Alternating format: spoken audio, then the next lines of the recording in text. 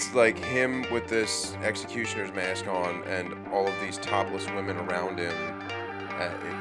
It's a very, very... It's uncomfortable. I was trying to eat my cookies and drink my milk, but it was very, very awkward, so...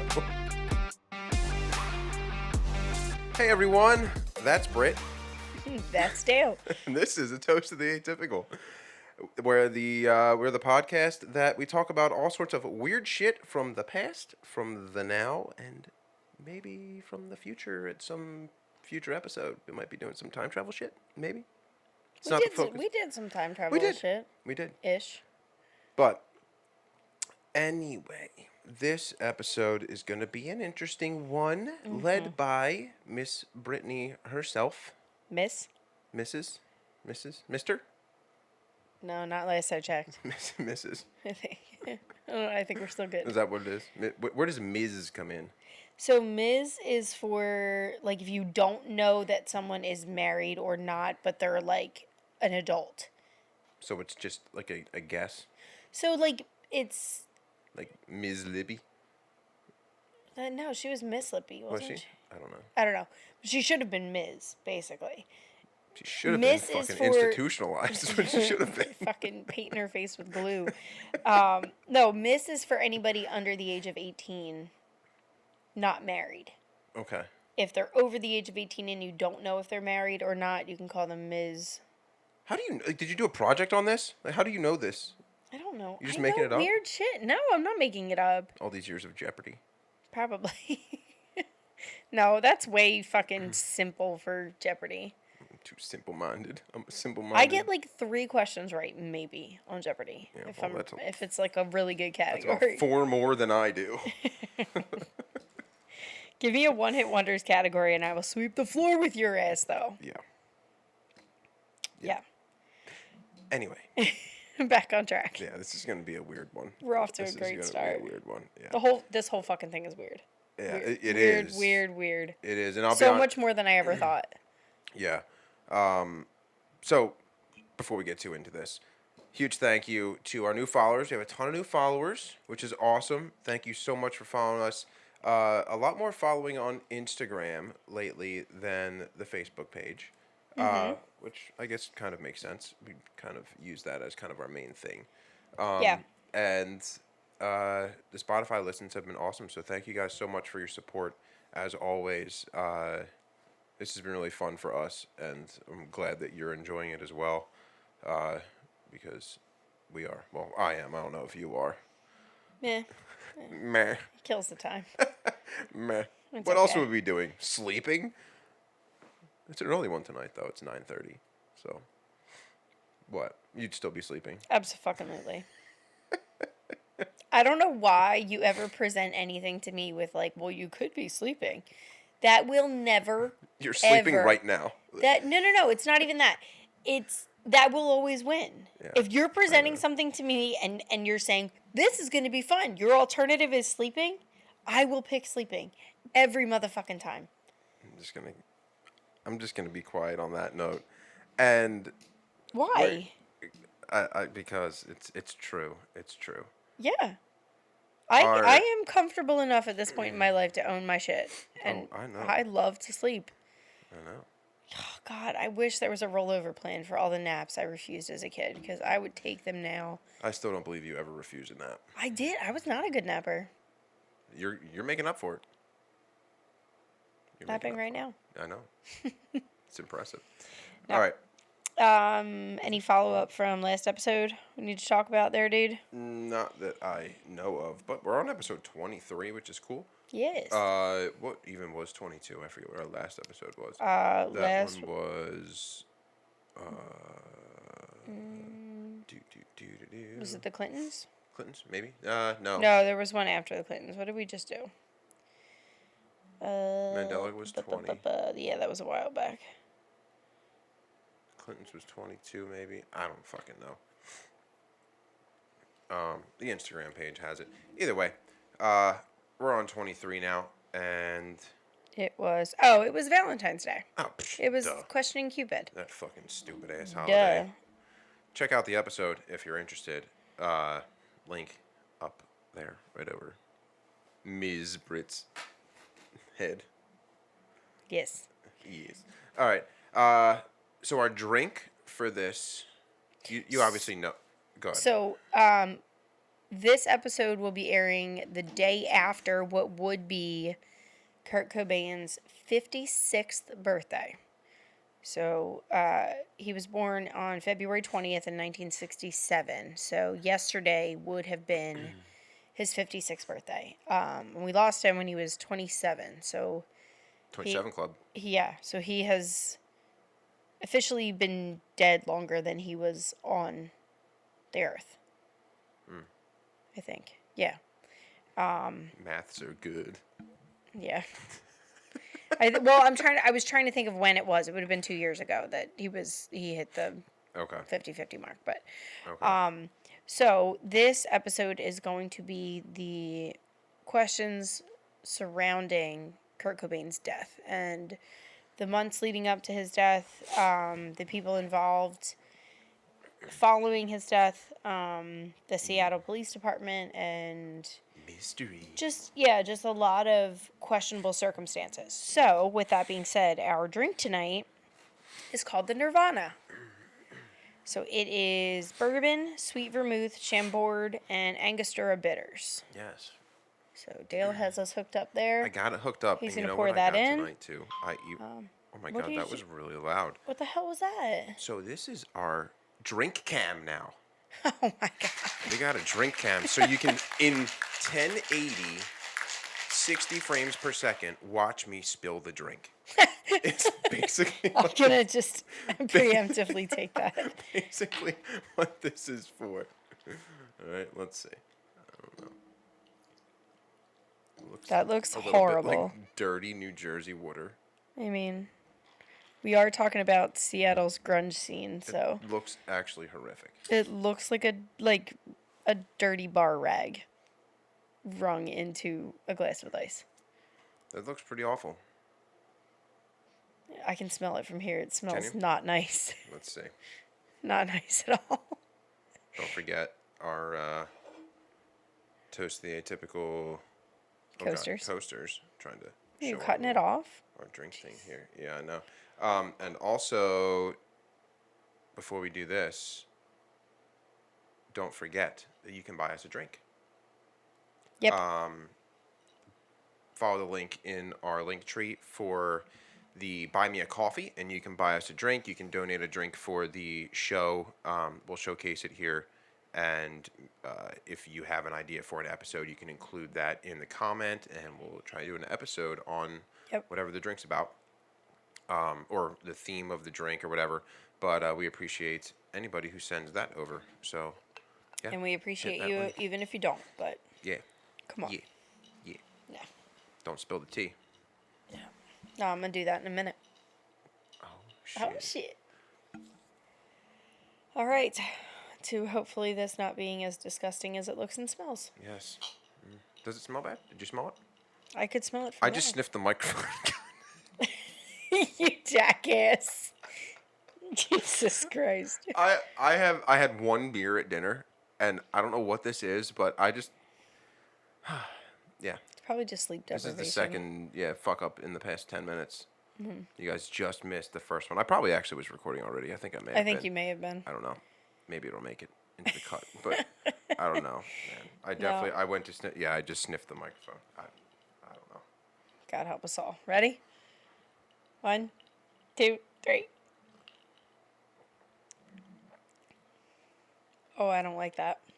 I can't figure out what it tastes like. It's familiar, but not a good familiar. Yeah, it's. It tastes like I don't hate it. It's weird. It just tastes. It tastes watered down. I was just gonna say that it tastes like a watered down something that I can't put my finger on. There's nothing in that would water it down. There's no like mixture. There's no ice in that. There's ice in it, but it's not like. I mean, I just mixed it not long ago. I mean, it's not like it would be melting in there enough to water it down. I feel like it's sat a little while. No. Not really. No. It's fucking 28 degrees outside. No, it's not 28 degrees in here. I don't know. Well, not over there. I'm cozy. Well, that's good. That's a Well, first. what are you looking at? What? What are you looking at? I was looking at the fact that you don't actually have like a blanket on or something today. Thought maybe you were checking me out or something. Well, aren't I allowed? Ms. Brit. You usually don't on like camera and shit though. I mean, usually save it Do what I want. when people aren't looking and listening. Shit. Shit. OnlyFans? No. Why is that What camera that? so loud? I don't know, but I don't like this drink. No? It's weird. It is weird, but I don't like it. you have to drink it. You have to. Nope. I don't. I'm gonna It's funny be because talking. you don't like Kurt Cobain either, so That's not true. it is true. That's not true. He's actually. So in the last 2 days, we have watched 2 different documentaries, which admittedly were horrible. Yeah. So bad. Both of them were awful. Just poorly shot, overly dramatized, whatever, just stylized. But I will say that the clips that they used of him and the quotes that they directly took and just the little bits of like not mainstream information that they put into there, I found him a lot more likable than I used to. Yeah. And I just feel like I don't know. I just feel like he was very misunderstood and just sort of like thrust into the limelight and had no idea how to handle it. I agree. And I think that he was a relatively shy and definitely introverted person and didn't know how to handle what the 90s fame looked like. And I think that was a big part of his demise in multiple ways. Yeah. Now, whether he killed himself or just his drug addiction and all of that was part of it, there was definitely no question that the fame took a toll on his mental health. So, with that being said, we'll get into what we're talking about here. What? We need to take a picture for Instagram. I got yelled at because I didn't take such hold on. beautiful picture of you So we have. last time, apparently. Oh, I thought you were gonna say you got yelled at by somebody else. I didn't yell at you. I just said it wasn't the most flattering photo. Every photo you're in is flattering. You can fuck off. Fuck right off. Alright, hold on. My camera's doing stupid shit. Oh my god. Just smile nice and pretend you're happy. Oh. That was weird.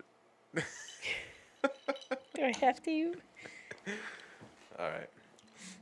Okay, so like I said, Kurt Cobain was born on February 20th, 1967 in Aberdeen, Washington. He formed Nirvana, or what would become Nirvana, in 1987. It went through several different iterations of name changes and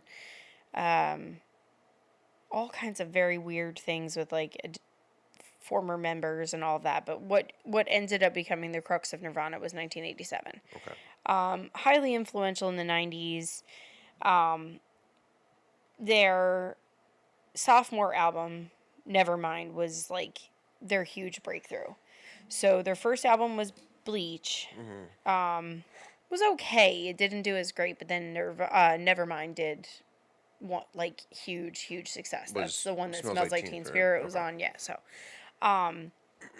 which is odd because usually it's bands like debut album that does really well and then their sophomore album is usually a flop. Yeah. These guys were kind of the opposite of that. Interesting.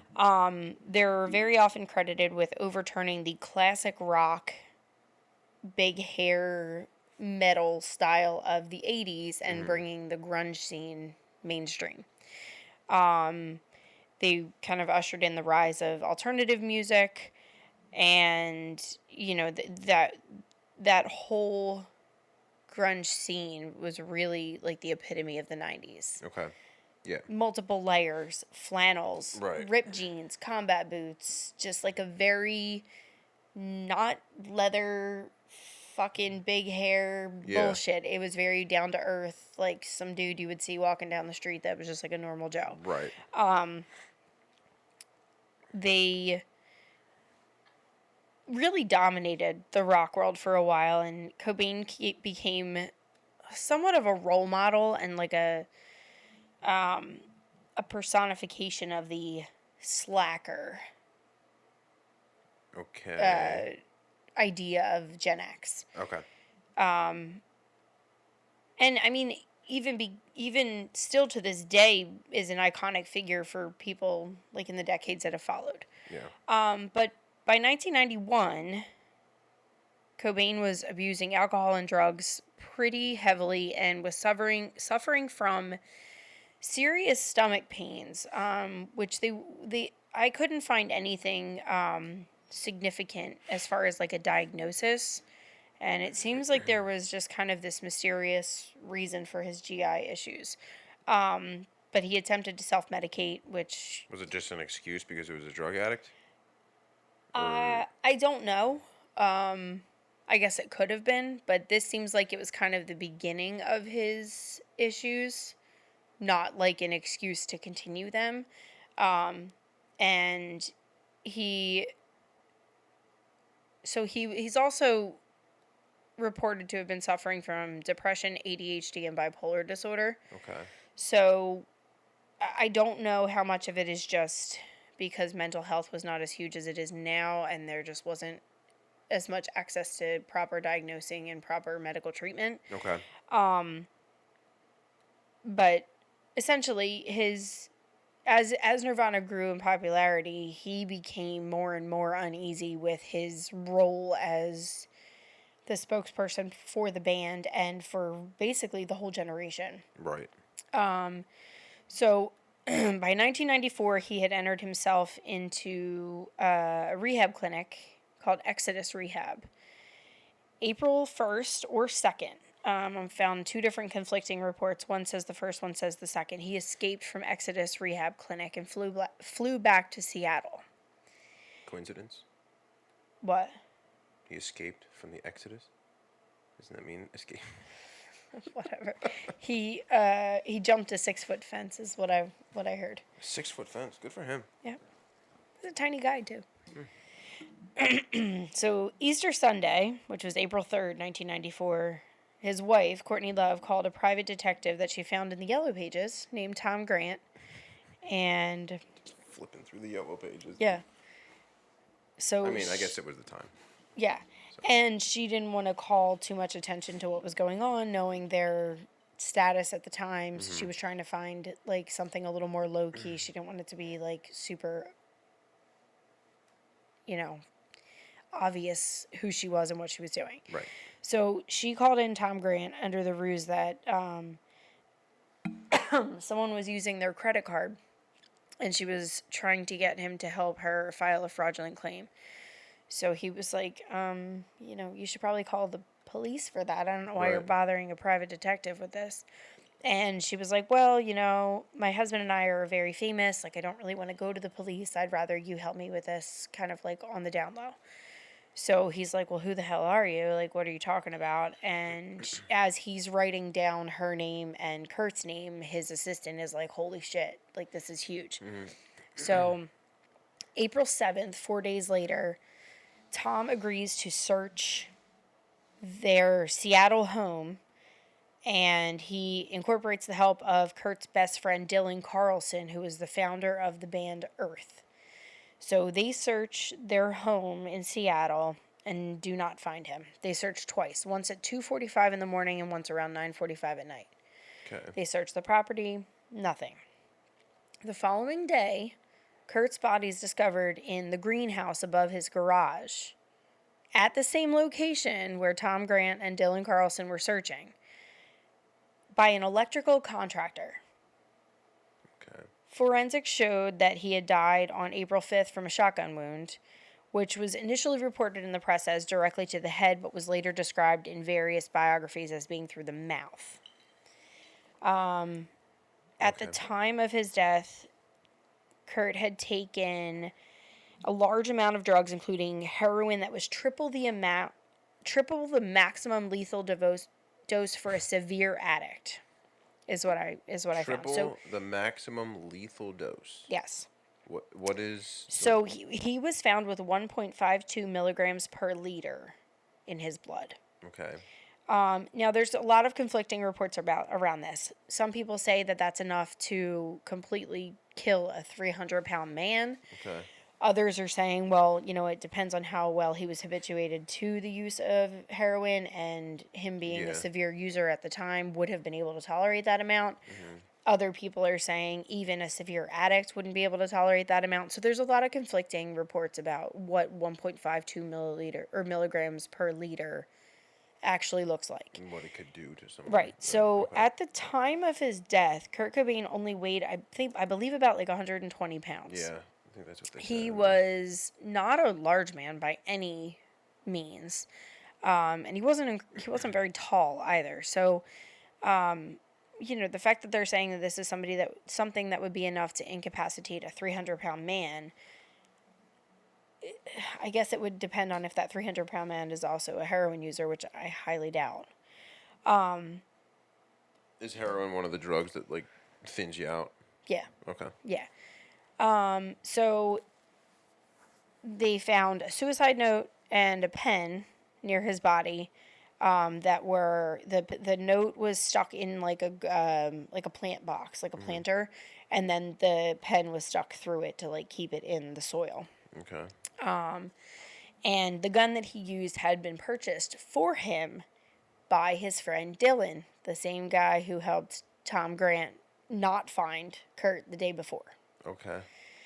So the official cause of death is believed to have been the result of suicide.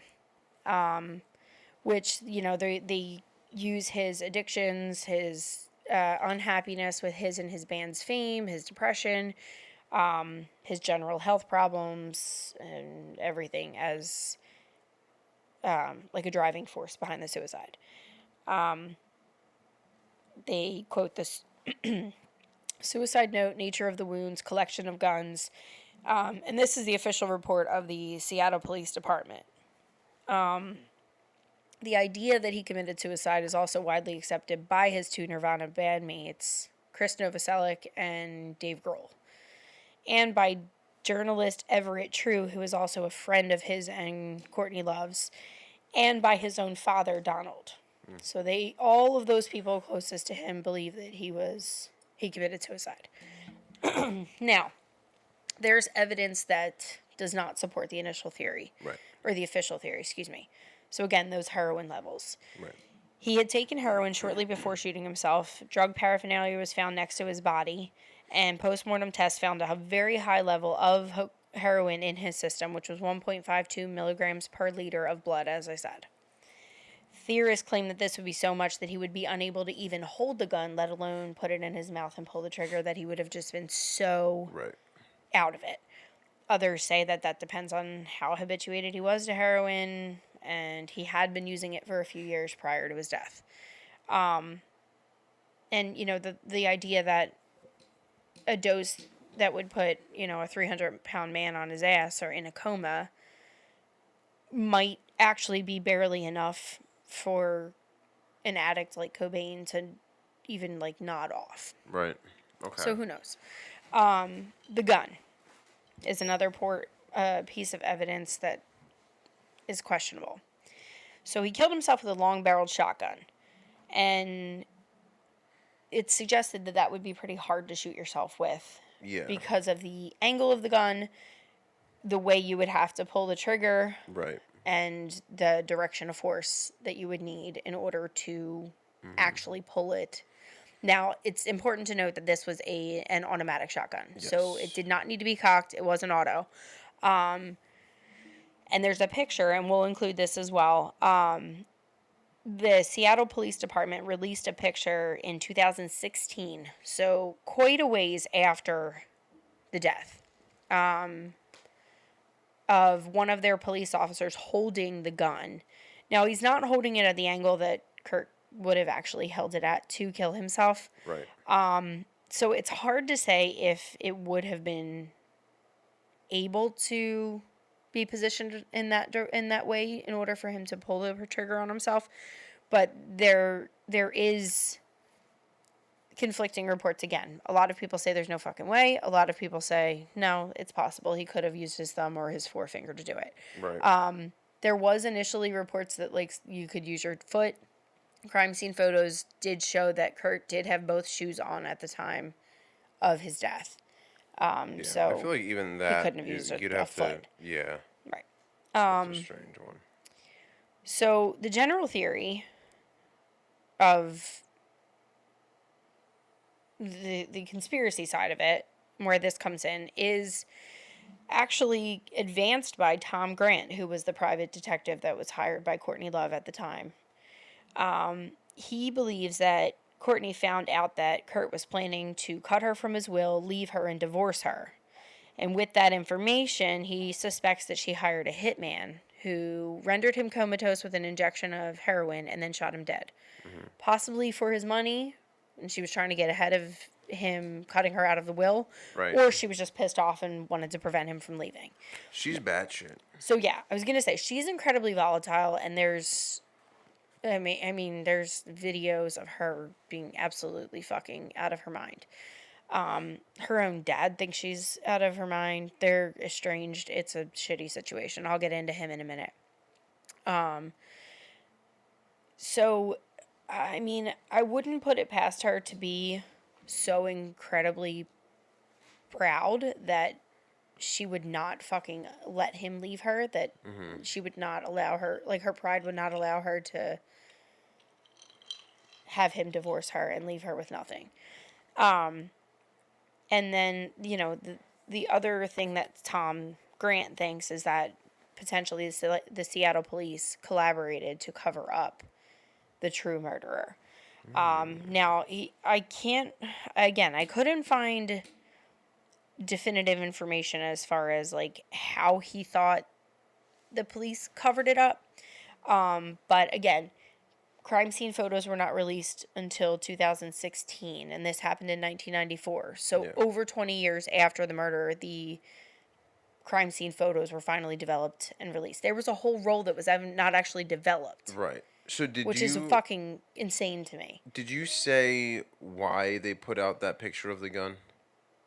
So there was this theory floating around for a good while that Courtney Love had his gun melted down. Right. That it was returned to her custody, which would be a big ass no-no. Yeah. But that it was returned to her custody and that she had it melted down. Yeah. Now, she did say, I don't know if it was like Twitter or some social media outlet, that she wanted to have all his guns melted down, that she didn't want them. She wasn't looking for, like, to sell them for any reason. Like, she just wanted them all gone and she was going to melt them all down.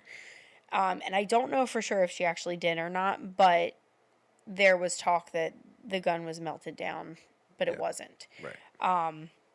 So, the most common theory is that she did it for money, because she and Kurt did not see eye to eye as far as how their money should be spent, how they should live their lives. He was incredibly simplistic, and he would have been happy just, like, going day to day in, like, a trailer park and just seeing the world and hanging out.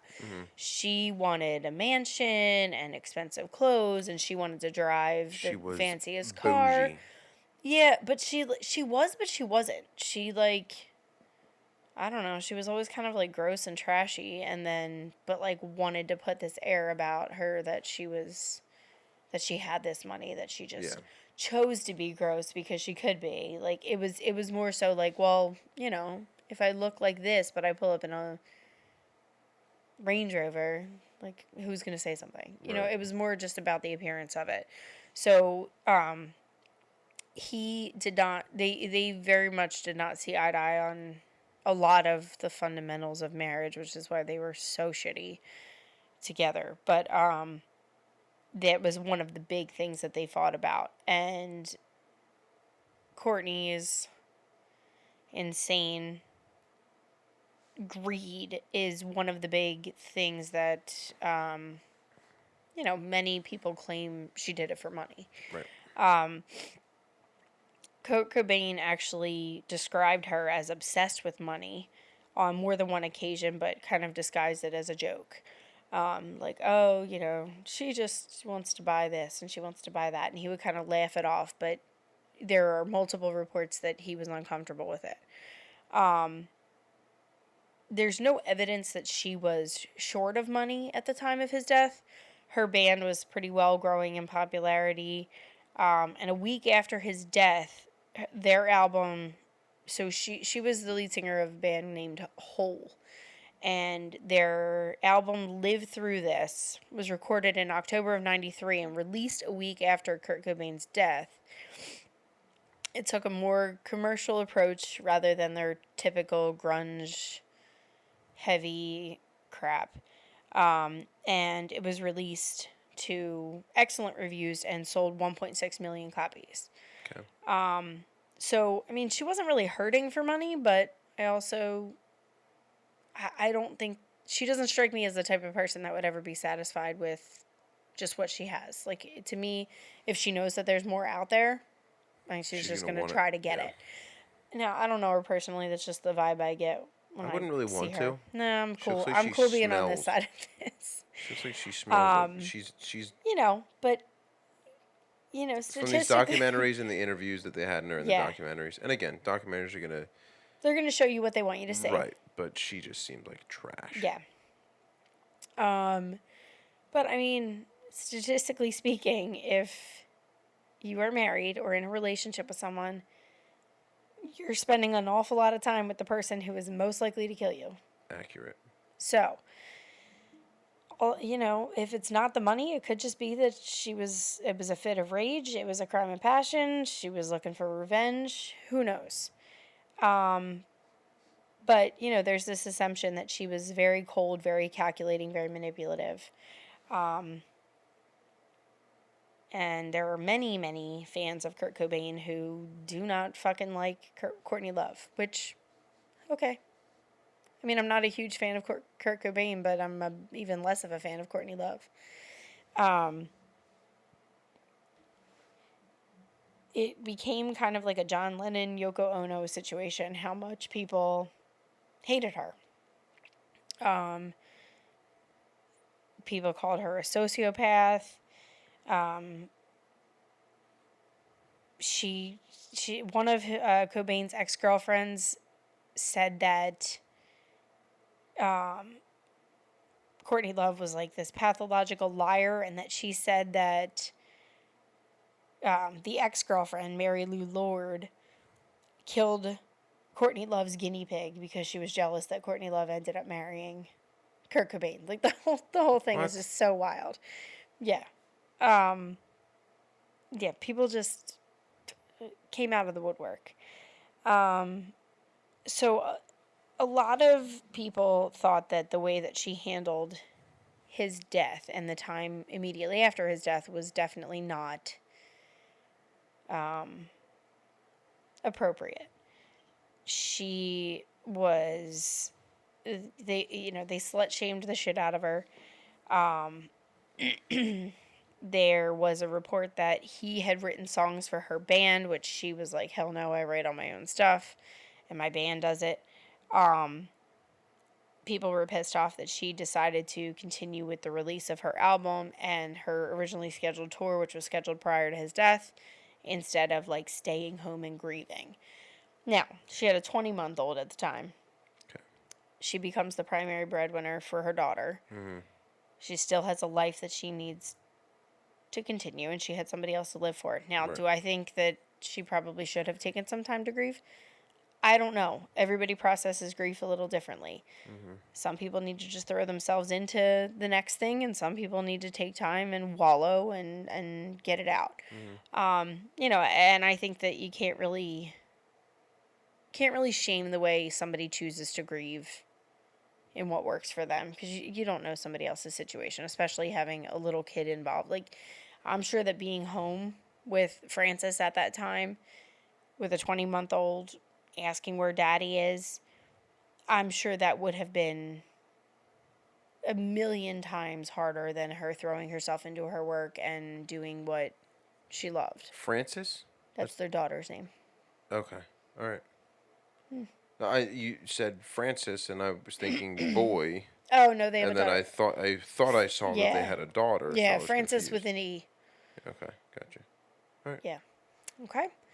So we're gonna jump into a little bit more about Tom Grant's background, as well as some other people who support the idea that maybe he didn't kill himself. But first, we are going to take a quick break. And we'll be back. Sounds good. Grab a drink, get a refill, and join us on the net. All right. Be back.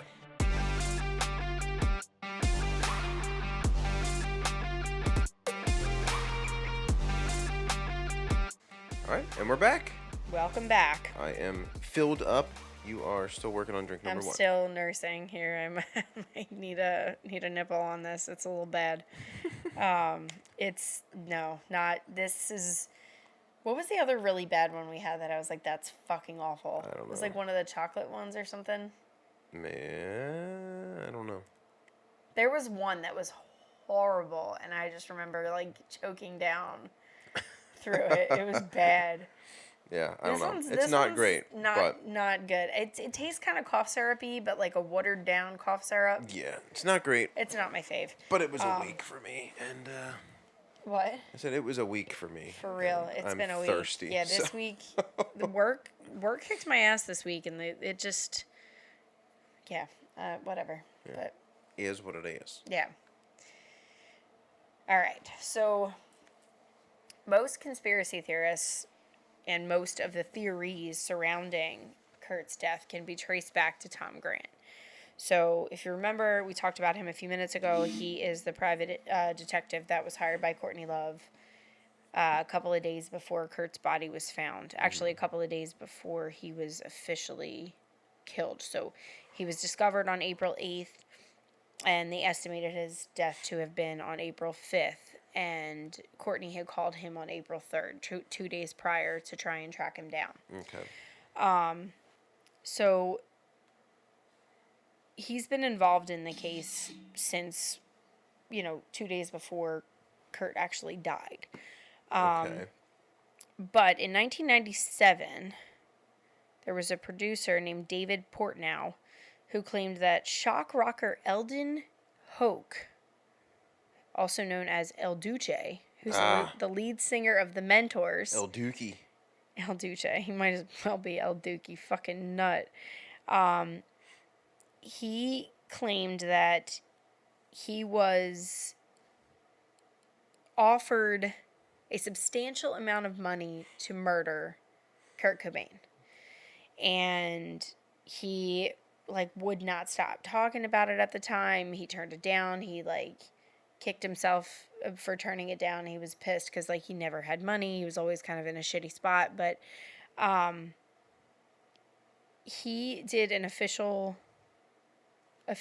interview on one of the documentaries that we watched. And, yeah, a couple of days after his interview for the Kurt and Courtney 1998 film, he was drunk and was hit by a train and died with no witnesses. I think that's what the kids call sketch. Right? That's sus.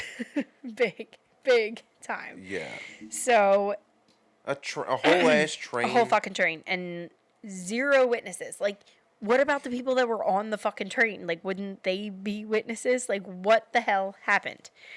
So he claims that Love had Cobain killed after she offered him money and he turned it down. He thinks that she went elsewhere. Right. And offered somebody else the money and was like, okay, I'm getting this done. I'm getting what I want. Right. But had already offered it to him, so it was already on his radar, and then she figured out a way to get him killed as well. Gotcha. He recorded an interview with Nick Broomfield, who was a British documentarist who was the maker of the 1998 film Kurt and Courtney. I was just going to ask, is he the annoying MFer that was in that thing? My God, this guy.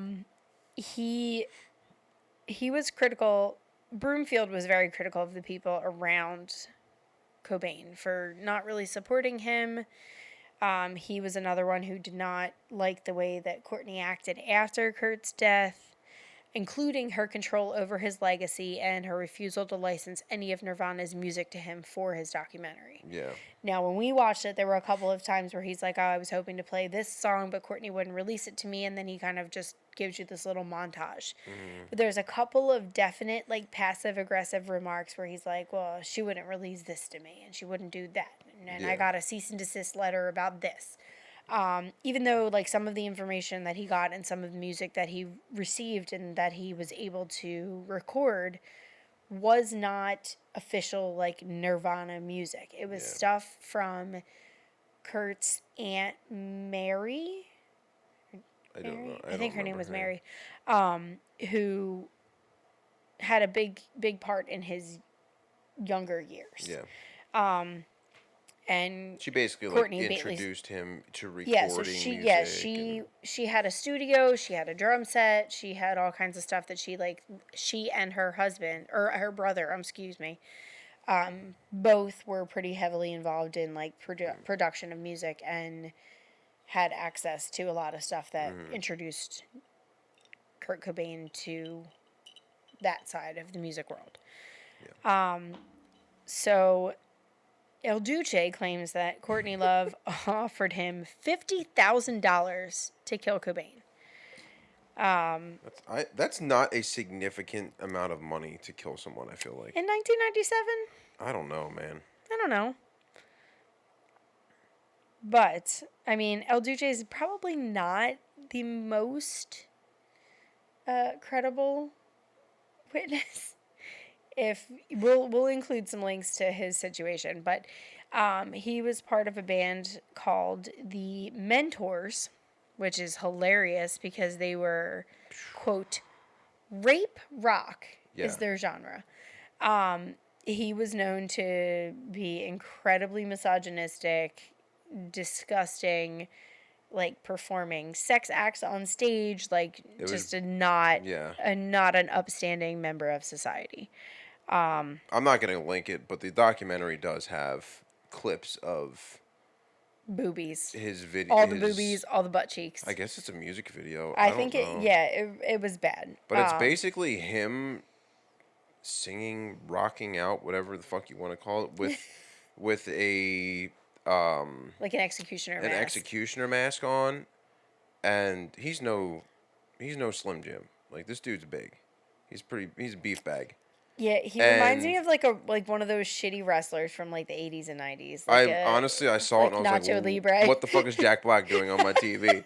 But it's very Nacho Libre. It's like him with this executioner's mask on and all of these topless women around him. It's a very it's uncomfortable. I was trying to eat my cookies and drink my milk, but it was very, very awkward. So much different than our drink tonight. You and your cookies and milk like Santa Claus watching that fucking guy. Man. I'm sitting there all innocent, eating my fudge stripe cookies, and that El Duce is fucking flashing his titties all over my TV. I'm just trying to fold laundry, and I turn around, and there's just like boobies and butt cheeks in my face. I was like, what in the world? Yeah. Okay, so wait, back up for 1 second. Yeah. Go ahead. So $50,000 in 1997 in today's dollars is still only $93,000. To me, that's not enough to kill somebody.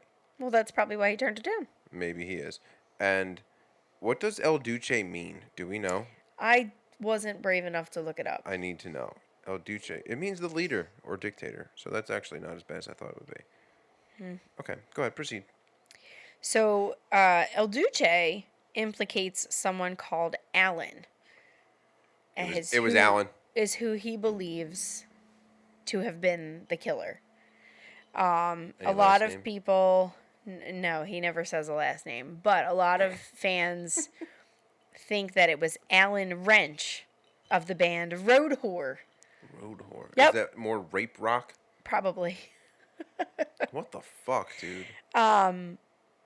There's absolutely no evidence for that. And like I said... El Duce is probably the least trustworthy witness that you could probably ever imagine. Yeah. I'll include a link to like the little clip from the documentary. It's the ramblings of a lunatic. He's kind of like the defensive coach from Waterboy.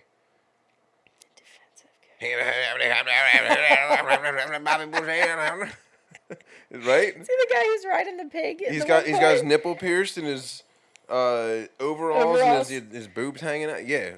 Isn't he riding a pig at one point in the movie? Maybe, I don't know. I'm pretty sure there's a pig scene. It's basically him. Okay. That's lovely. So on top of Tom Grant and Nick Broomfield and El Duce, there was also Richard Lee.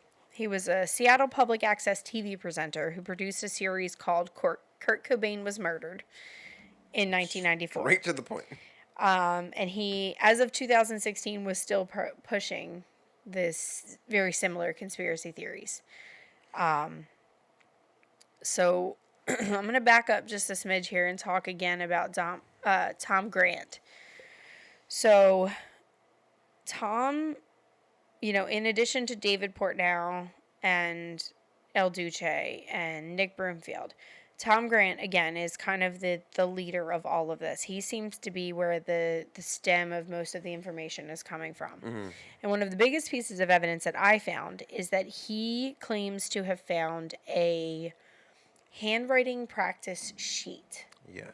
In Courtney Love's purse. Yes. So he shows this sheet of paper, which shows that Courtney had been practicing faking Cobain's handwriting. Right. There's definite similarities in the letters, and they compare it to her letters that she had written him directly, and it does not match her handwriting. You can tell that it's her trying to duplicate his handwriting. And one of the big things that's kind of surrounding all of this is that Kurt Cobain's suicide note reads as if it's two separate thought processes. Yeah. So the top half of, or top 85% of the note, to me, sounds like him apologizing to fans, being like, this isn't really what I wanted. It sounds to me like a breakup letter to Nirvana and the fans. Mm-hmm. Then there's the last 4 lines, which if you read into any of this, and everyone always quotes those last 4 lines, it's, you have to keep going for Frances. She's going to be so much better off without me. I love you. And that section of the writing is significantly different than that first section. Mm.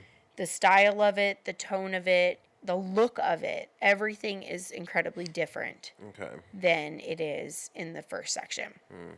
Now, some of the letters in that bottom section, Tom Grant says match the handwriting practice sheet that he found in her purse. Okay. So, the thought is that she found his note about his breakup with Nirvana. Mm-hmm.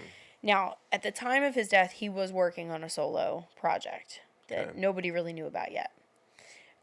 So the thought is that he was basically prepping himself to break up the band and go his own way. Mm-hmm. Or at the very least, do kind of a side project. And he wasn't really sure how everybody was going to handle that. He wasn't sure how he was going to handle it. And he had kind of been practicing his thoughts and just kind of getting it out on paper. Mm-hmm. Now, he was an incredibly artsy person. He liked to journal. He liked to paint. That's another wacky fucking bit of information. He liked to make very disturbing collages of collages. Many of his pictures, yeah, there was a lot of stuff that was like fetuses, and I mean, not to quote one of their albums, but in utero. And there, one of his ex-girlfriends says that she once had a piece of art that he had done that was a collage of, quote, diseased vaginas. Yeah. That he had discovered when he was working as a janitor in a doctor's office. So yeah, maybe not the most mentally stable person, but I think that if he was killed by somebody else, they knew that he was an incredibly broken and damaged person, and they were like, well, no one's ever going to second guess that he was suicidal. Look at this shit. Right. And I think that they kind of saw him as an easy target in that respect. Yeah. Yeah, just the whole thing is just insane. Yes. So we alluded to Courtney Love's estranged father earlier. Hank Harrison is reported as saying, quote, "No doubt she was capable. I can't prove she pulled the trigger, but I can prove her involvement to a high degree of certainty." He believes that she very much had something to do with his death. He thinks... Her own father. Yeah, her father. Now, it's important to note that about a month before Kurt's death, he did OD on Rohypnol and champagne. What? Yeah, that was the combination. Rohypnol and champagne. What is Rohypnol? It is a... And is champagne like any for alcohol. a bad drug? No, it's just... So it's a benzodiazepine, which is used to treat severe insomnia and assist with, like, numbness. It's a hypnotic. So he took that and drank champagne and OD'd from it. It was patented in 1962. It came into medical use in 1974. And it's a kind of roofie. Rooflin. There we go. All right. So, the lethal combination of that and alcohol, he did OD. But he was in Rome at the time and was sent to a hospital and was released 5 days later. Courtney Love's father believes that was just kind of a cry for help, attention-seeking situation, because he believes that Courtney was cheating on Kurt at the time and that Kurt found out and was using this as a way to, like, make her feel guilty. Okay. So he doesn't believe that was, like, a true suicide attempt and that it was just, like, him being like, fuck, my life is falling apart, and, like, trying to make her feel like shit. Interesting. Yep. Okay. There are also some books, which I personally have not read, but might, written by Ian Halperin and Max Wallace. 2 books called Who Killed Kurt Cobain, which was released in 1999, and Love and Death, The Murder of Kurt Cobain, which was written in 2004. And that second book was written with Tom Grant's help. Okay. So he was a contributor to it. And again, I haven't read them, but important to note that there's additional potential information out there. So we talked about some of the documentaries that we watched. One was called Kurt and Courtney, and one was called Soaked in Bleach. Soaked in Bleach was a 2015 docudrama directed by Benjamin Statler, and again made with the help of Tom Grant. So they talk about a lot of the same things that we've already talked about. So I'm not going to get too heavy into the actual content. But one of the things that was mentioned in this documentary, and not in my other research, was that there was a test done by the Seattle Police Department when there were questions about the dosage of the heroin that was found in Kurt's system. Which was 1.52 milligrams per liter? Correct. Okay. So they conducted an experiment and had a test subject ingest methadone, which is like a drug that they use to help wean addicts off of heroin and stronger drugs. Right. And they had this person ingest methadone in pill form in an amount that was twice the amount of the heroin that was found in Kurt's system. And they found that this particular test subject was still able to position and pull the trigger on a shotgun after having ingested the medication. Yep. Now, it's incredibly important to note that methadone and heroin are not the same. More importantly, ingesting and injecting drugs is not the same. Injecting is directly into the bloodstream, takes effect almost immediately. Ingesting takes a lot longer for the release, and this person would have been a lot more coherent for a lot longer with ingesting a less potent drug than injecting heroin. So, now again, there's definite discrepancies in the amount and what that would look like to any user. So, I don't know that the amount really makes that much of a difference, but I think it's important to note that the method is I think not comparable. Okay. So there's also Wait, so the Go ahead. test that they did, they actually had this guy take the drugs and pull the trigger on a shotgun? yeah. Okay. So because the question was, would Kurt have even been number one conscious? And number two, if he was conscious, would he have been coherent enough to position and pull the trigger on a shotgun? Or would he have been way too fucking out of it and just like in a puddle of his own drool? Okay. So they did it to see if there's a possibility that he would have been coherent enough to have been able to still commit suicide after the drug. Well, thank God. Alec Baldwin wasn't involved in that test. Oh, that was shitty. Is that too soon? Yeah, probably. So we did talk about the gun being melted down, and you kind of jumped a little ahead of me. Jumped the gun. So there were theories that the gun had been melted down. And then again, police released a series of photographs in 2016. Again, Courtney Love had an intention to have Cobain's other guns melted down, while the suicide weapon originally remained with police. There were also rolls of film taken by police, which were not released until long after the death. A note that was found to have been written by Cobain was not released until 2014.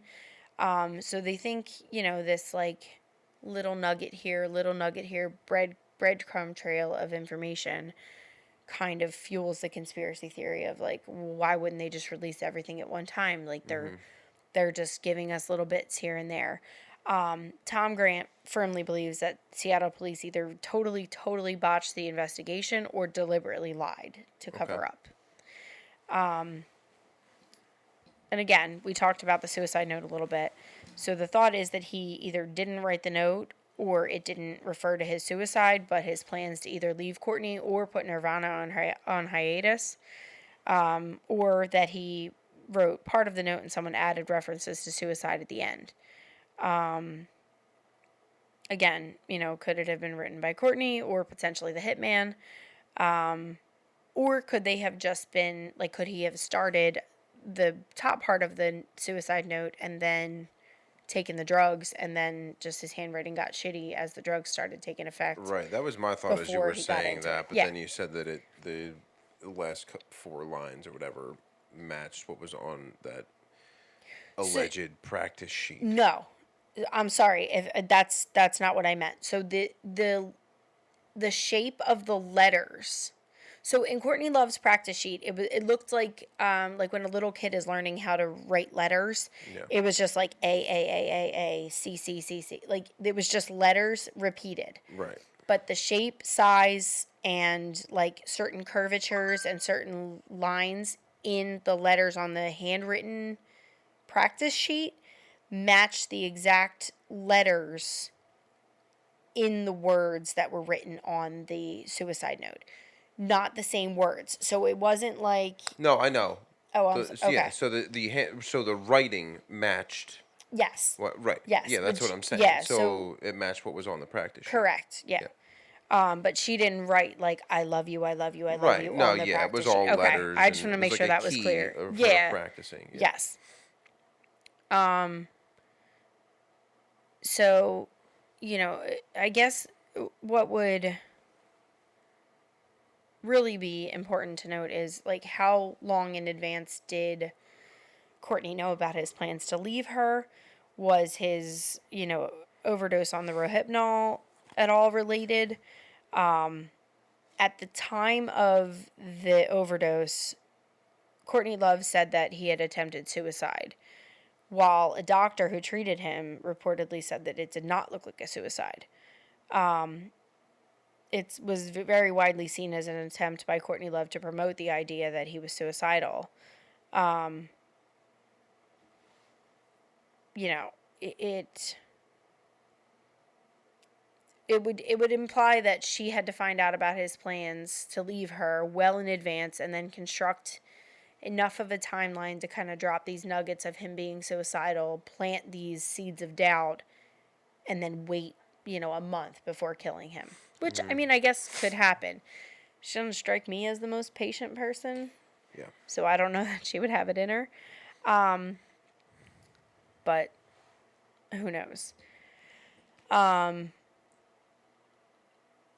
In Kurt Cobain's will, again, this private detective, Tom Grant, claims that Cobain's lawyer, Rosemary Carroll, told him that he was planning to change his will to exclude Love as part of plans to leave and divorce her. And the issue is that Rosemary Carroll has refused to comment publicly on it. So it's hard to determine how much weight to attach to that bit of information. Or are we just going to accept Tom Grant at his face value here? So another big thing that we discovered in the documentary is that the way that Cobain was positioned and the way that the shotgun shell was found are not consistent. So he was found lying on his back with his left hand still wrapped around the barrel of the gun. And the casing of the shotgun shell was found to his left. However, the what is that called? The hole on the side of the gun where the casing comes out. I don't know, but where the cartridge Where the ejects. cartridge ejects is on the right side of the gun that he was holding. Yeah. So basically, how the fuck does that happen? Was it that he held the gun upside down and then pulled it and then it kind of swung after ejecting the cartridge and him falling backward? Or could the cartridge have ricocheted off of something and then kind of bounced back over to the left? I don't see anything in the pictures that indicate that the casing could have been found that way. And there were no fingerprints found on the gun, the shell casing, the suicide note, or the pen.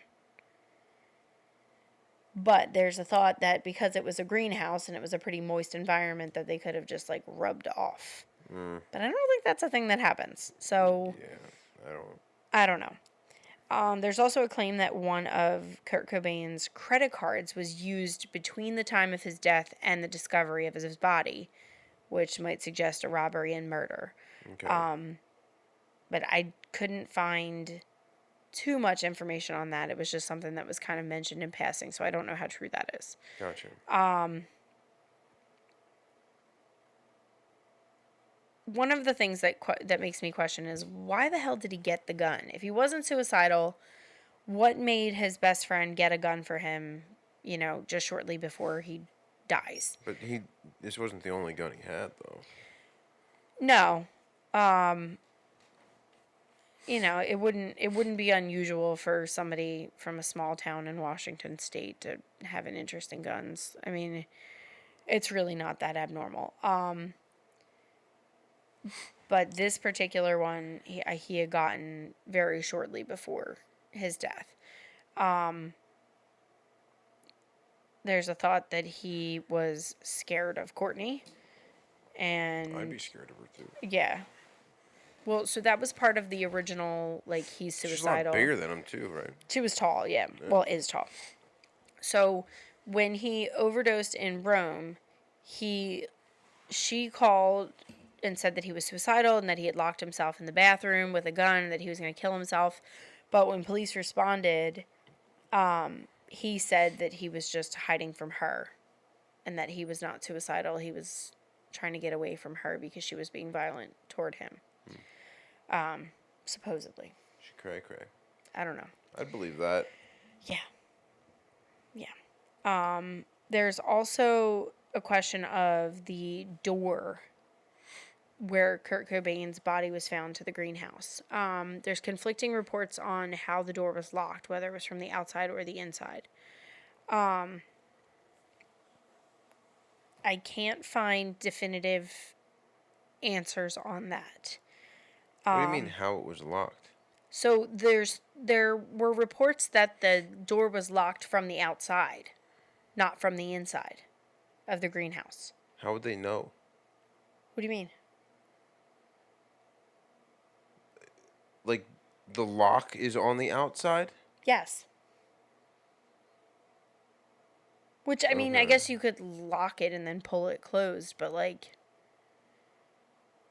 what reason would you have to do that if you were just trying to lock yourself in there versus, like, trying to keep other people out? Because if the lock is on the outside, somebody could just go up and turn it, you know? Yeah.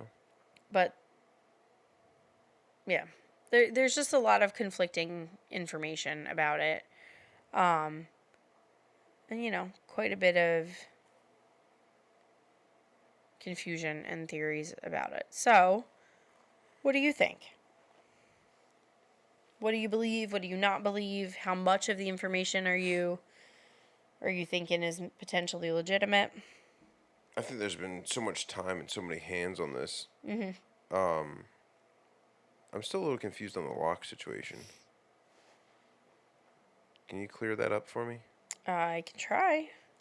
So there's confusion on whether the lock was, like, whether it had a lock on the outside or inside?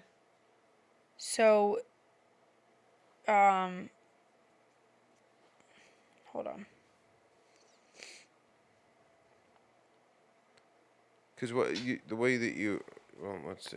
I don't know, where is it in the outline here? I really didn't. It's toward the bottom. Lock. Where are you?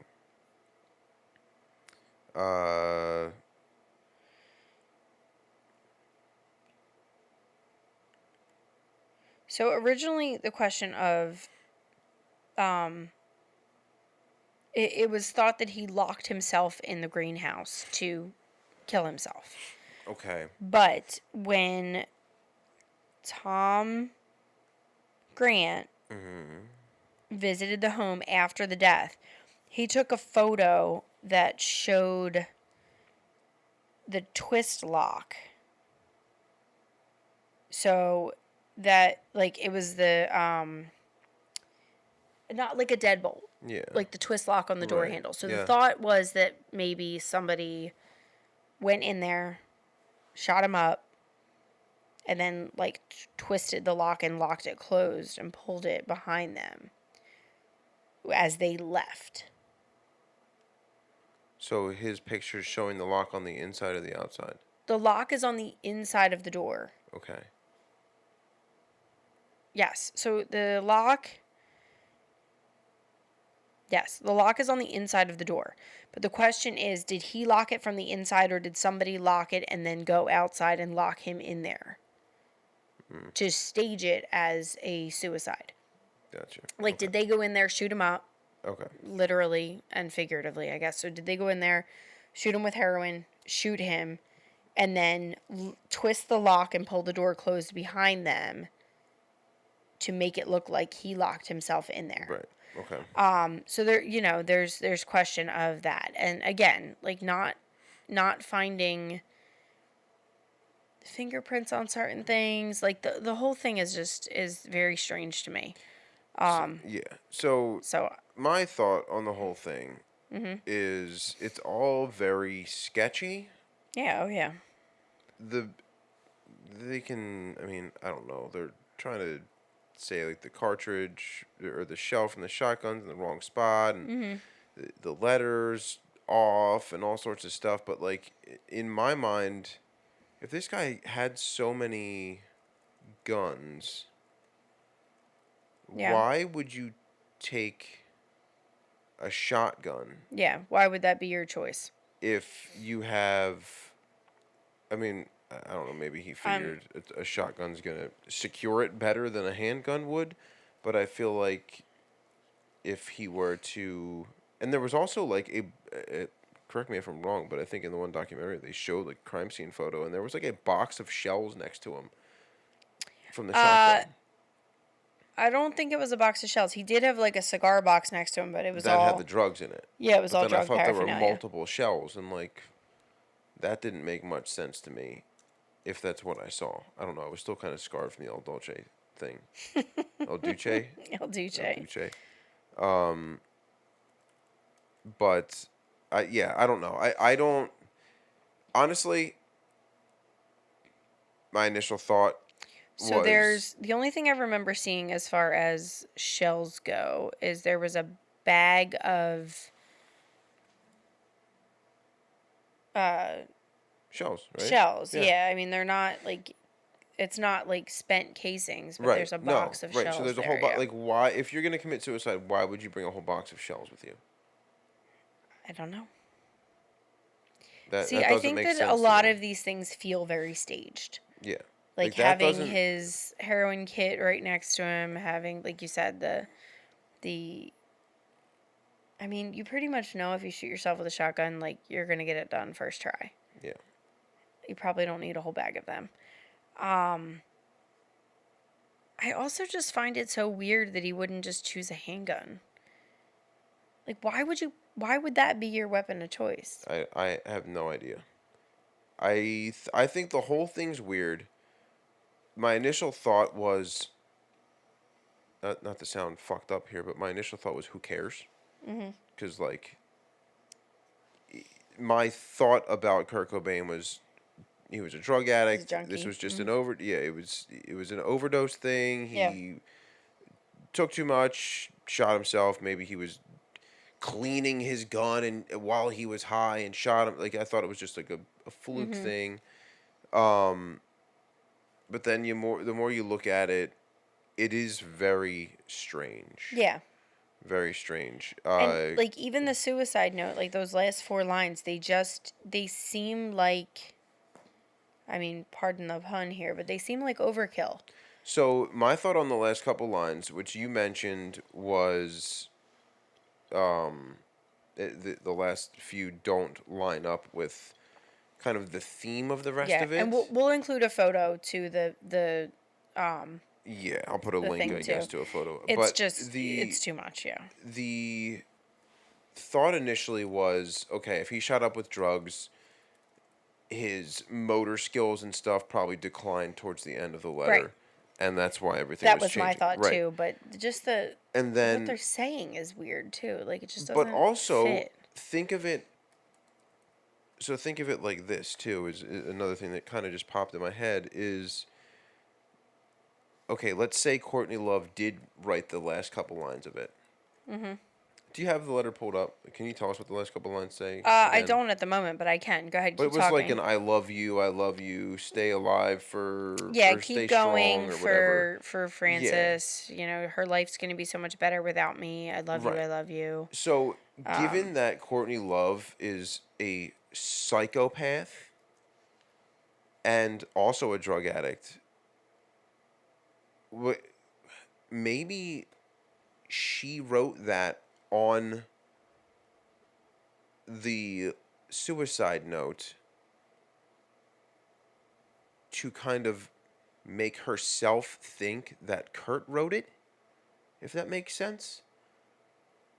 Like, what if she was so delusional that she wrote this and then thought like, "Oh, Kurt wanted me to live on for Francis. He did love me. He wasn't gonna divorce me." Like, what if this was something she wrote on there just to I mean, secure I her could own definitely see mentality. her being like full blown fucking schizophrenic. Yeah.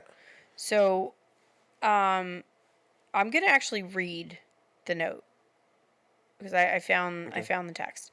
So the note reads to Bada, which is his longtime imaginary friend. Speaking from the tongue of an experienced simpleton who obviously would rather be an emasculated infantile complainee, this note should be pretty easy to understand.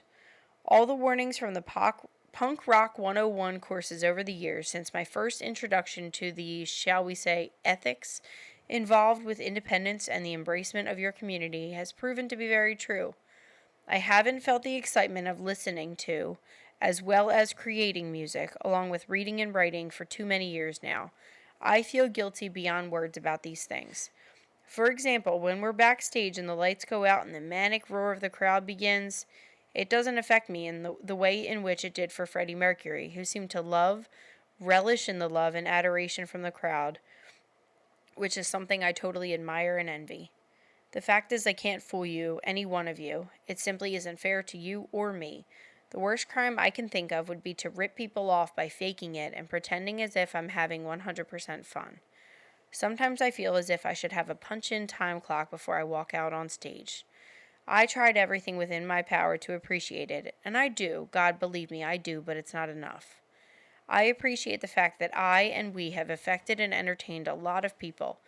It must be one of those narcissists who only appreciates things when they're gone. I'm too sensitive. I need to be slightly numb in order to regain the enthusiasms I once had as a child. On our last 3 tours, I've had a much better appreciation for all the people I've known personally and as fans of our music, but I still can't get over the frustration, the guilt, and the empathy I have for everyone. There's good in all of us, and I think I simply love people too much, so much that it makes me feel too fucking sad. The sad little sensitive, unappreciative Pisces Jesus man. Why don't you just enjoy it? I don't know. I have a goddess of a wife who sweats ambition and empathy, and a daughter who reminds me too much of what I used to be, full of love and joy, kissing every person she meets because everyone is good and will do her no harm. And that terrifies me to the point to where I can barely function. I can't stand the thought of Francis becoming the miserable, self-destructive death rocker that I've become. I have it good, very good, and I'm grateful, but since the age of 7, I've become hateful towards all humans in general, only because it seems so easy for people to get along that have empathy, only because I love and feel sorry for people too much, I guess. Thank you all from the pit of my burning, nauseous stomach for your letters and concerns during the past years. I'm too much of an erratic, moody baby. I don't have the passion anymore, and so remember, it's better to burn out than to fade away. Peace, love, empathy. Kurt Cobain. And then the last 4 lines say, Francis and Courtney, I'll be at your altar. Please keep going, Courtney, for Francis, for her life will be so much happier without me. I love you. I love you.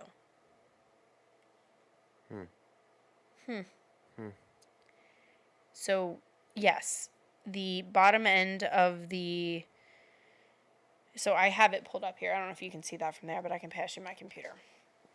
So that's what it looked like, but what I read was like a transcript of it. Yeah. So you can see in that picture that the writing is smaller, neater. The top, however many lines that was, is just a fully different theme. It's all about his rock Right. performance and persona Right. until that last bit. And yes, he talks about Courtney and Francis a little bit in the right before those last 4 lines. But it's all so much in relation to him and his career and not to his relation as a family man and to his life outside of that. Right. And then those last 4 lines just get kind Messy. of erratic. Yeah.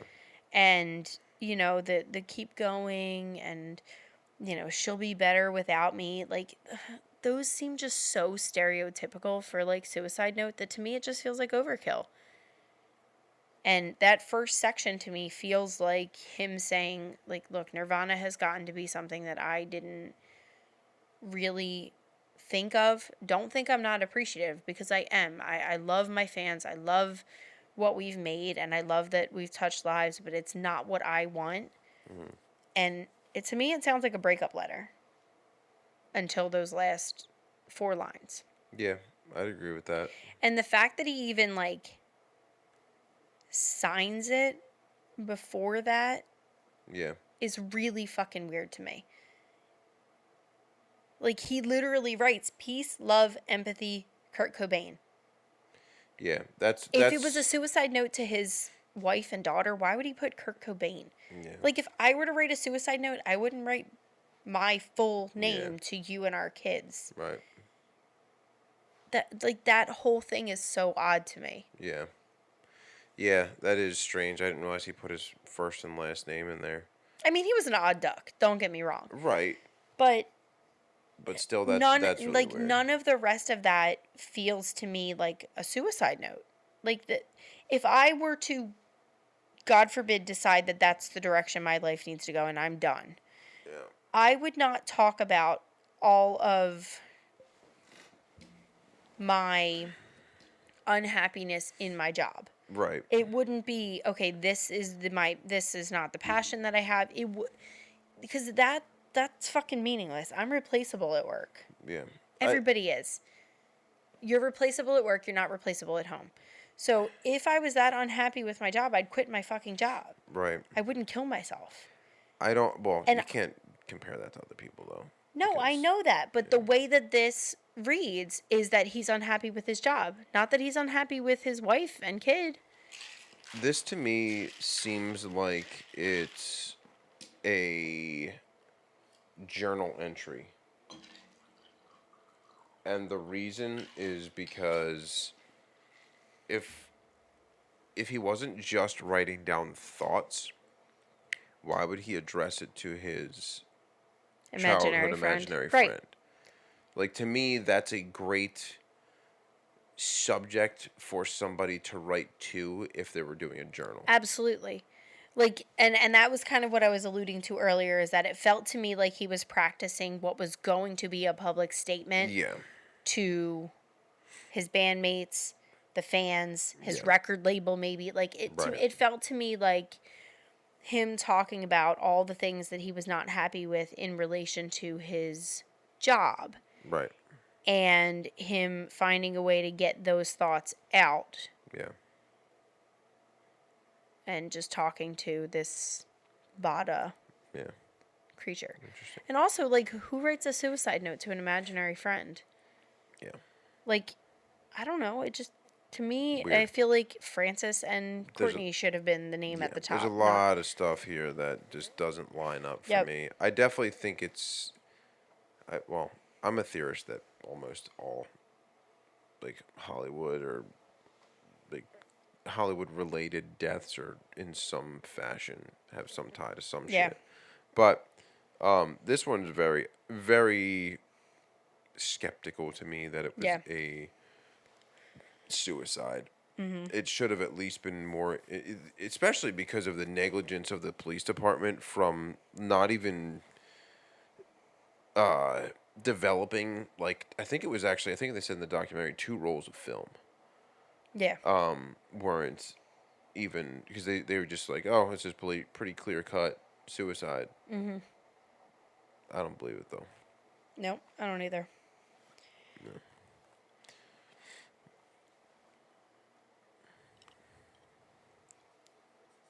Yeah, I mean, there's a lot of inconsistencies in a lot of things. And I think the Seattle PD is never going to admit that they have any fault with it. They're never going to say that they may potentially screwed things up. But, I mean, the chances that Courtney did it herself are very low because apparently she was in a treatment facility at the same time that he was. So she wasn't even in Seattle at the time that he was there. But, I mean, the thought was that she was hiring somebody anyway, according to El Duce. Yep. Dookie. You know, there's also a thought that their family nanny was involved. Michael DeWitt is the family nanny, and he was the only person to meet him at their Lake Washington home while Courtney was in rehab. And apparently he didn't reveal that information at first when the police questioned him. So the question is like, What about this electrical contractor that found him? Not much is known about that. Dude just got off Jason Bourne style. Probably killed this guy, rigged the whole thing, and then What was in it for him though? I'm out. Maybe he wasn't actually an electrical contractor, and he was the guy that Courtney paid. Maybe. People think that he's not actually dead too, and that he left everything and moved to South America. And with Hitler. That's where he lives. Yeah, too, right? there's Ramiro Saavedra is a Peruvian singer. Peruvian prince. Who? Did you forget that email? Nairobi, usually, not Peruvian, but yeah. Romeo Saavedra emerged in 2012 on a Peruvian talent show, and that's what he looks like.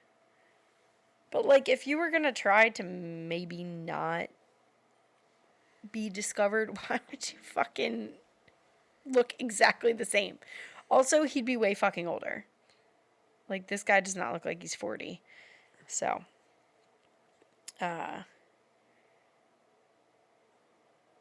there's a thought that maybe he faked his own death, too, just because he fucking hated the spotlight and said, screw it.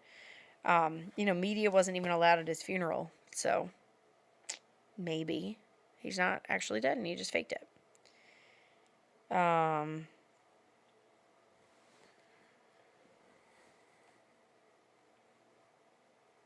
The craziest theory that I found was that he is Rivers Cuomo from Weezer. He is Rivers Cuomo? Yep. Because that makes sense. Yep. Where the fuck did anybody get off with that? I don't know. I couldn't find anything to support it. It was just like a Kurt Cobain is Rivers Cuomo. And I was like, what now? He is Rivers Cuomo. Also, they would have both existed at the same time. So, because Weezer was around then. But, like, I don't know. Some shit was wild.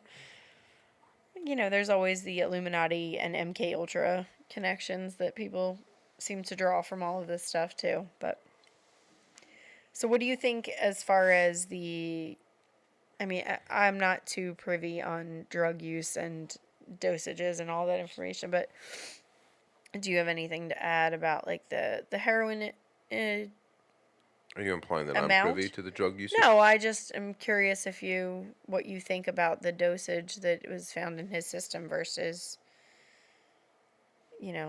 if you think that would have been enough to incapacitate him, or if he would have still been able to pull the trigger. I have no clue, but in my mind, yeah, I have no clue. I don't even know how to compare that to anything. But in my mind, if you're at that high of a limit and overdose, like you're gonna overdose, why shoot yourself? Yeah. Right. Why do it? Like, you're gonna die from the overdose, right? Unless he just like thought, oh, this will make sure that nobody walks in and finds me and gets me somewhere quick enough. Yeah, maybe. But like, if you're gonna do that, why take the heroin? Yeah. Why not just die? To numb like, why not just what you're doing to make yourself actually have the courage to do it? I guess. Yeah, I don't know. I guess. I have no clue. But I don't know. The whole thing is a little off to me. I'm no detective. I'm no blood spatter analyst. Mm-hmm. That was something that there was nothing really about. What, the blood? Yeah. So, one of the questions in a bunch of the conspiracy theories that I found was that there was not enough blood at the crime scene, or there was thought to not be enough blood in relation to a gunshot wound to the head. But according to police and forensic analysis, there there's proof or there's evidence that shots through the mouth tend to produce less blood than a shot straight through the head. Yeah, well, yeah, there's a lot less there for it to Right. throw. So there's, that's the reason behind there being less blood. But I still feel like there should kind of be something. I mean, there's not I don't know. I just feel like there should be splatter somewhere, but whatever. I feel like there should be too. I mean, keep in mind though, it is a 20 gauge shotgun, not a 12 gauge. Right. Which when people think of shotguns, if you haven't handled guns, and you think of a shotgun, you think of a 12 gauge. You think of a 12, yeah. Which is a big projectile. That's a big, blow a hole in somebody's stomach. Very powerful projectile. Yeah. And a 12 gauge is much smaller than that. 20 gauge. 20 gauge is much smaller than the Yes. 12. But I mean, there would still be. I don't know. It is all very off. I don't know. You said. I mean, Courtney could have easily hired this or hired somebody to do it. So wait, if you go back in your outline, the dates were I don't know, a couple days before his. It was like the 2nd of the month, April 2nd. What was it, April? So she hired the PI. April 3rd was when she called the PI. And then he went out when? To look at the 7th. Okay. Okay, so there was overlap there. So apparently the body was dead there. Correct. So on the 1st or 2nd, I found conflicting reports, was when Kurt left the Exodus Rehab Clinic. Okay. On the 3rd, Courtney called the private detective, like, I can't. Yeah. There's some sort of fraudulent charge. And then he basically was like, no, I'm not doing that. And she was like, okay, this is the real reason I called you. I can't find him. Here's what's going on. And then after 4 days, he went out to their home, helped Dylan Carlson search the house. For whatever reason, they did not go into the greenhouse, which I will never fucking understand. You wouldn't even need to, though. Right, you could see him from the door. So if that's you had what. gone there. That's what. the So thing that my I don't understand. Yeah, my direction is pointing to this PI that was hired and Dylan doing this for Courtney, because. So that's the thing that I don't understand, because I'm suspicious of him too, but like he's the one that's like the primary motivator, saying like put yourself closest to the crime to get out of it. Because insert yourself in the investigation. Why would you? How could you be a PI, search a location twice, and then in the same day? And then a contractor who just literally walks up to the door to knock on the door and looks in and sees a body laying on the ground? Like, you don't think... I don't know. That seems like an obvious spot for a body to be. It's almost like who called the contractor? What was he doing there? Mm-hmm. It's like the PI set it up and then was like, yeah, this is Kurt Cobain. We have an electrical problem at our house. Can you come out and go to the greenhouse?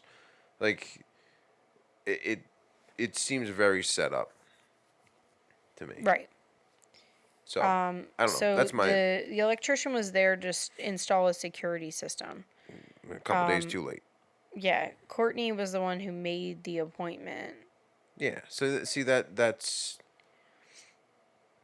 doesn't make sense to me at all. That doesn't make sense. Yeah, I don't know. I mean,